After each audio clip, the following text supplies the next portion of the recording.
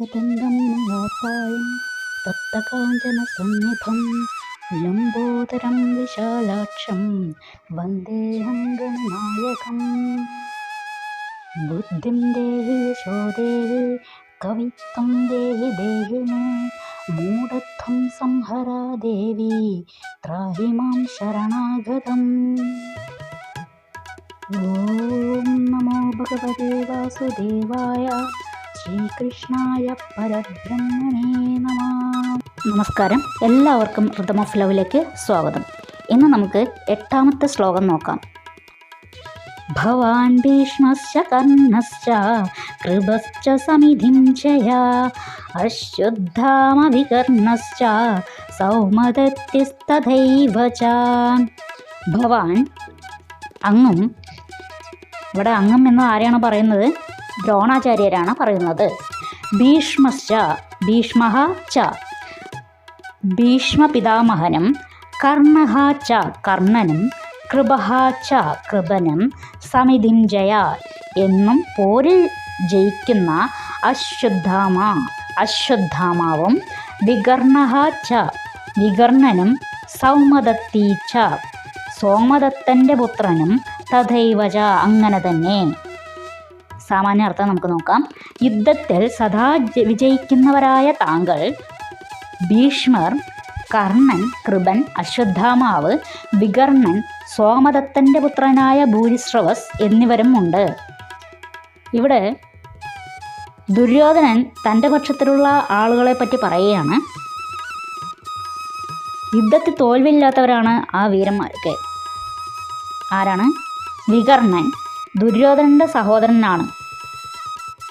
ഇനി അശ്വത്ഥാമാവോ, ദ്രോണരുടെ പുത്രനാണ് അശ്വത്ഥാമാവ്. അശ്വത്ഥാമാവിനെ കുറിച്ചുള്ള കഥകൾ പിന്നീട് ഒരിക്കൽ പറയാം. നമുക്കിവിടെ ഓരോ ശ്ലോകങ്ങൾ പഠിക്കുമ്പോഴും അതിൽ ഓരോ കഥാപാത്രങ്ങളെക്കുറിച്ചും ഒരുപാട് കഥകളുണ്ട്. അപ്പോൾ അത് എല്ലാതും നമുക്ക് ഈ ഒരു വീഡിയോയിൽ നമുക്ക് പറയാൻ പറ്റില്ല, കാരണം വീഡിയോ ഒരുപാട് ലെങ്തി ആയിപ്പോവും. അതുകൊണ്ടാണ്. അപ്പോൾ ഓരോ പ്രാവശ്യം ഓരോരോ കഥാപാത്രങ്ങളെക്കുറിച്ച് നമുക്ക് പറയാം. അപ്പോൾ അശ്വത്ഥാമാവ് ആരാണ്?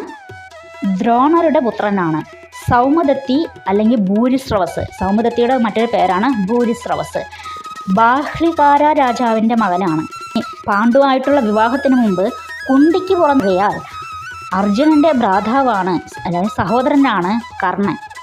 ആ കഥയും നമുക്ക് മറ്റൊരിക്കൽ പറയാം. ദ്രോണാചാര്യരോ കൃപാചാര്യരുടെ സഹോദരീ ഭർത്താവും. നമ്മൾ തുടക്കത്തിൽ, അതായത് ഭഗവത്ഗീതയിൽ ആദ്യത്തെ ശ്ലോകം ആരംഭിക്കുന്നതിന് മുമ്പ് ഒരു ചെറിയൊരു ഇൻട്രൊഡക്ഷൻ നമ്മൾ പറഞ്ഞിരുന്നു. ആരൊക്കെയാണ്, പാണ്ഡവരാരാണ്, കൗരവരാരാണ് എന്നുള്ളതൊക്കെ നമ്മൾ പറഞ്ഞിരുന്നു. ആ കൂട്ടത്തിൽ തന്നെ ഒരു വ്യക്തിയെക്കുറിച്ച് നമ്മൾ പറഞ്ഞു, ഭീഷ്മർ. ഭീഷ്മരുടെ ജനനത്തെക്കുറിച്ച് നമ്മൾ പറഞ്ഞില്ല, ചെറുതായിട്ടൊന്ന് സൂചിപ്പിച്ചതേ ഉള്ളൂ. ബാക്കിയുള്ള എല്ലാം പറഞ്ഞു. ഭീഷ്മരുടെ ജനനത്തെക്കുറിച്ച് നമുക്ക് പറയാം. ശന്തനു മഹാരാജാവിന് പൂർവജന്മത്തിൽ ഗംഗയുമായി ഒരു അനുരാഗം ഉണ്ടായിരുന്നു. ഇതറിഞ്ഞ ബ്രഹ്മാവ് അവരെ ശപിച്ചു. ശന്തനുവിനെയും ഗംഗയെയും ശപിച്ചു. അടുത്ത ജന്മത്തിൽ നിങ്ങൾ മനുഷ്യരായി ഭൂമിയിൽ പിറക്കട്ടെ എന്നതായിരുന്നു ആ ശാപം. അങ്ങനെ ശന്തനു മഹാരാജാവ് ഭൂമിയിലേക്ക് പിറന്നു. ഗംഗാദേവി ഭൂമിയിലേക്ക് പിറക്കേണ്ട ആ സമയമായപ്പോൾ ഇടയ്ക്ക് വെച്ച് അഷ്ടവസുക്കളെ കണ്ടു. വശിഷ്ഠമുനിയിൽ നിന്നും ശാപം കിട്ടിയതാണ് അഷ്ടവസുക്കൾക്ക്. ഒരിക്കൽ അഷ്ടവസുക്കൾ വശിഷ്ഠമുനിയുടെ ആശ്രമത്തിലൂടെ പോകുന്ന സമയത്ത്, ആശ്രമത്തിനടുത്തൂടെ പോകുന്ന സമയത്ത് ആശ്രമത്തിൽ ഒരു പശുക്കിടാവ് നിൽക്കുന്നത് കണ്ടു. അഷ്ടവസുക്കളിലെ ഒരാളുടെ ഭാര്യയ്ക്ക് ആ പശുവിൽ ഒരിഷ്ടം തോന്നി. ആ പശുവിനെ തനിക്ക് ലഭിക്കണം എന്നൊരാഗ്രഹം അവൾ തൻ്റെ ഭർത്താവിനോട് പറയുകയും തുടർന്നുണ്ടായി ആ പശുവിനെ മോഷ്ടിച്ചു. ഇതറിഞ്ഞ വസിഷ്ഠൻ ഈ അഷ്ടവസുക്കളെ ശപിച്ചു.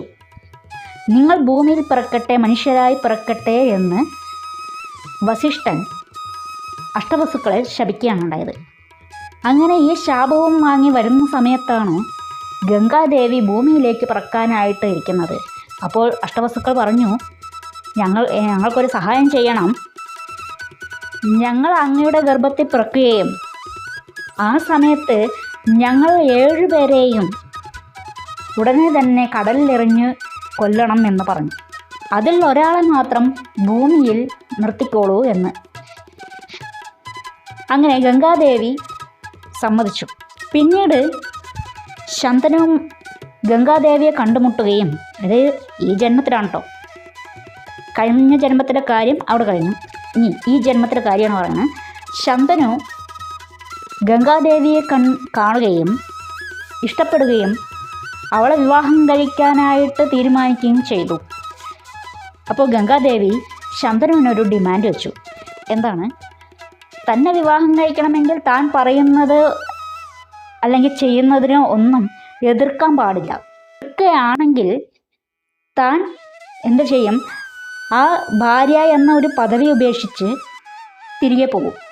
ശന്തനുവിന് അത്രയധികം ഇഷ്ടമായിരുന്നു ഗംഗാദേവിയെ. അപ്പോൾ ശന്തനു അത് സമ്മതിച്ചു കൊടുത്തു. അങ്ങനെ ഇവർക്ക് 7 മക്കളുണ്ടായി. ഓരോ മക്കളുണ്ടാകുമ്പോഴും ഗംഗാദേവി കടലിലേക്ക് കൊണ്ടുപോയി എറി. അങ്ങനെ 7 മക്കളും കടലിലെറിഞ്ഞു. 8ാമത്തെ കുട്ടി ജനിച്ചു. കടലിലേക്ക് എറിയാൻ ഗംഗാദേവി പോയപ്പോൾ ഗംഗാദേവിയെ ശന്തനു മഹാരാജാവ് തടഞ്ഞു നിർത്തി. അങ്ങനെ തൻ്റെ ഡിമാൻഡ് തെറ്റിച്ച ശന്തനു മഹാരാജാവിൽ നിന്നും ഗംഗാദേവി തിരികെ പോയി. പക്ഷേ പിന്നീട് ഗംഗാദേവി തന്നെയാണ് ഗംഗാദത്തനെ എല്ലാ വിദ്യകളും അഭ്യസിപ്പിച്ചു കൊടുക്കുന്നതൊക്കെ. ഈ ഗംഗാദത്തനാണ് പിന്നീട് ഭീഷ്മർ എന്ന പേരിൽ അറിയപ്പെടുന്നത്. ഇതാണ് ഭീഷ്മരുടെ ജനനത്തിൻ്റെ കഥ. ഈ ഒരു വീഡിയോ നിങ്ങൾക്ക് എല്ലാവർക്കും ഇഷ്ടപ്പെട്ടെങ്കിൽ മറ്റുള്ളവരിലേക്ക് ഷെയർ ചെയ്യുക, ലൈക്ക് ചെയ്യുക, സബ്സ്ക്രൈബ് ചെയ്യുക. എല്ലാവരെയും ഭഗവാൻ അനുഗ്രഹിക്കട്ടെ. ഇനി അടുത്ത ശ്ലോകം നമുക്ക് അടുത്ത ദിവസം നോക്കാം. വീഡിയോ ഒരുപാട് ലെങ്തിയായി പോകുന്നു, അതുകൊണ്ടാണ്. ഹരേ കൃഷ്ണ.